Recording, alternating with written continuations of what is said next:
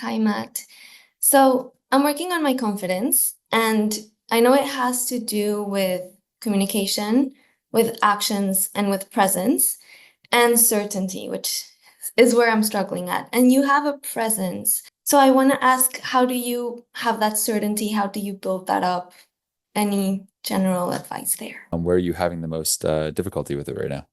Where's one example? In my coaching calls with my clients, I doubt myself. So I say something, I take it back, I lose that credibility and expertise. hmm Um, so let's maybe talk about it in the specifics of that context for a sec, because it can be really broad, and I think it's better to be like specific. I think so. One thing that goes to that saying, probably is like obviously with experience, like it's like riding a bike, right? You do it more, you get more comfortable with it, you get better at it, right? And so I think one thing I have to remind myself of all the time, because I'm pushing myself in so many different areas, because that's what I enjoy to do, is that I have to also realize that when you're pushing yourself in something new, that you have to equally give yourself grace, because you're going to make mistakes because you're putting yourself in uncomfortable spaces. Yeah. So I just say that to say like, okay, so you're not running the coaching calls quite how you want, but like, are you getting on them? Are you putting in the reps? Are you doing more coaching calls this week than you did last week? And then more the next month than you did the previous month? And just putting in the reps, because you seem like you're pretty self-aware that like, hey, you're not showing up quite as confident as you wish. Like you're gonna gradually like look into that more. Maybe talk to ChatGPT about it. Maybe read a book on it. You're gonna watch some YouTube videos on it. You're gonna keep putting in the reps. And if you just keep giving yourself a bit of grace, like you're not going to get too hard on yourself and gradually just keep growing that skill. So that's like one thing to consider. Now, on the specifics of it, it's like, I think it's like asking questions for the first bit and getting the person talking. There's a book that's really good called The Coaching Habit.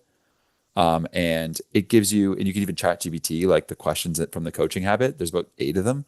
But the main question to start a call with, if you're looking to do like the style they do, is like, so like, what's on your mind? And then you get the person talking, right? And then you're like, cool.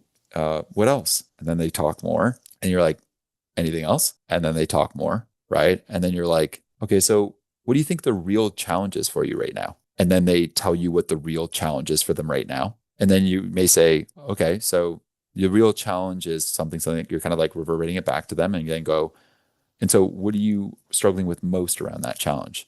They go through it, and they're like, so what do you think the options are? They go through it, and they may even just discover their own answer to the thing by the time you're done that talk track, right? And this isn't to do some game of like, oh, you don't have to answer the questions, they should do it all, or like not making you a better coach, just giving you some like Jedi mind trick to do.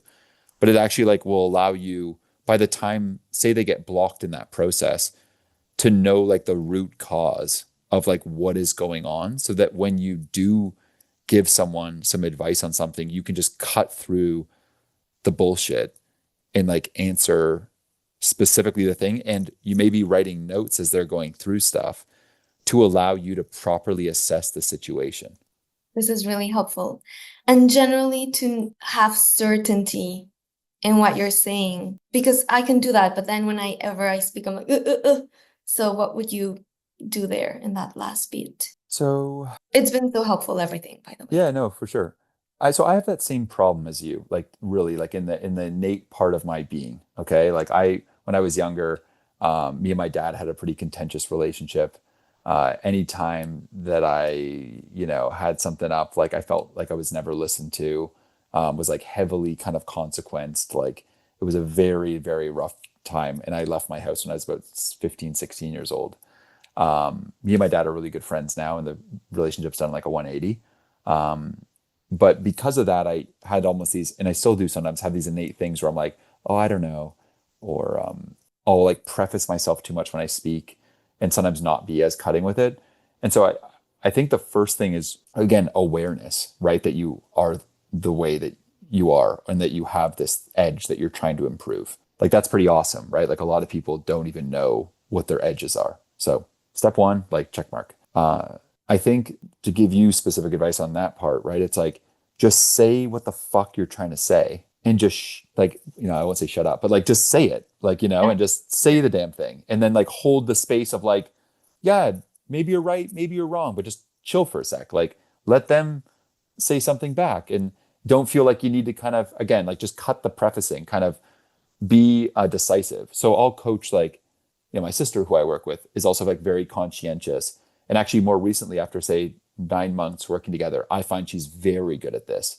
I've actually been complimenting her a lot, genuinely on it, like the last like month or so. And I feel like it's just that she's just saying what she needs to say. Don't say sorry. Don't cut around the bullshit. Just fucking hit people with it, right? And then like chill, like see what they say.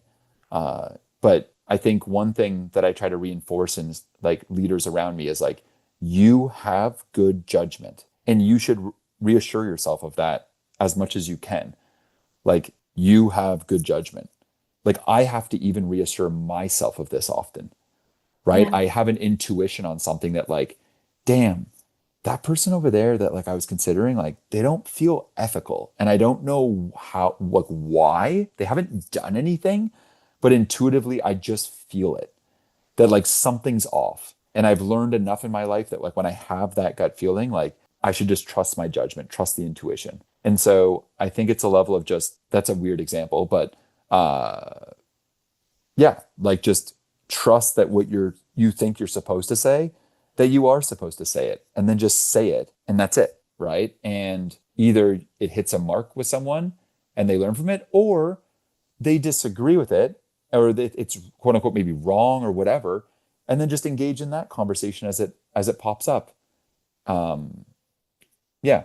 Like I oftentimes think to myself, like, say I give someone advice on a direction they should go with their business, right?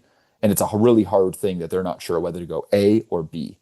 I'm like, listen, if you want my advice, after everything you've said, not knowing obviously everything, I think you should go B. Okay. Maybe they agree with that.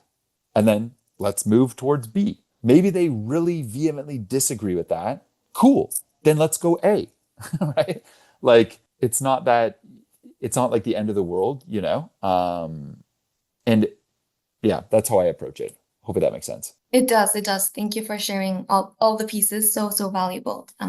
So thank you. I'll take it all and keep working. So thank you, Yeah, truly. I would check out two books if you're interested in it. Number one is like The Coaching Habit. I put that in the chat. Really, really good book for this, like foundational type coaching book, like very important book for those of you that are like really trying to lean into just like being amazing coaches. Another book that's really useful for people that are maybe like kind of like getting their legs with some of this stuff is a book called it's called Conscious Leadership. I think it's like 15 Conscious Leadership. Let me find this. 15 Commitments of Conscious Leadership.